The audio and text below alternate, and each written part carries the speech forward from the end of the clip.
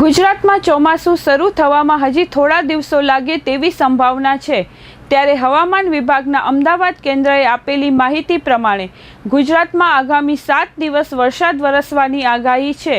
હવામાન વિભાગના અમદાવાદ કેન્દ્રના ડાયરેક્ટર એ.કે. દાસે જણાવ્યા પ્રમાણે આગામી 7 દિવસ સુધી દક્ષિણ ગુજરાતના તમામ જિલ્લાઓમાં તથા સૌરાષ્ટ્ર કચ્છના કેટલાક જિલ્લાઓમાં છૂટાછવાયા સ્થળો પર મેઘગર્જના સાથે હળવાથી મધ્યમ વરસાદ થવાની આગાહી છે।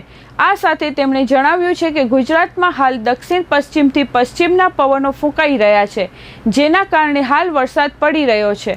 વેધર મેપ પ્રમાણે 7મી તારીખે રાજકોટ, પોરબંદર, જૂનાગઢ, બોટાદ, અમરેલી, ભાવનગર, ગીર સોમનાથ, પંચમહાલ, દાહોદ, વડોદરા, છોટાઉદેપુર, નર્મદા, ભરૂચ, સુરત, ડાંગ, નવસારી, વલસાડ, તાપી અને દમણ દાદર નગર હવેલીમાં ગાજવીજ સાથે હળવાથી મધ્યમ વરસાદની સંભાવના છે।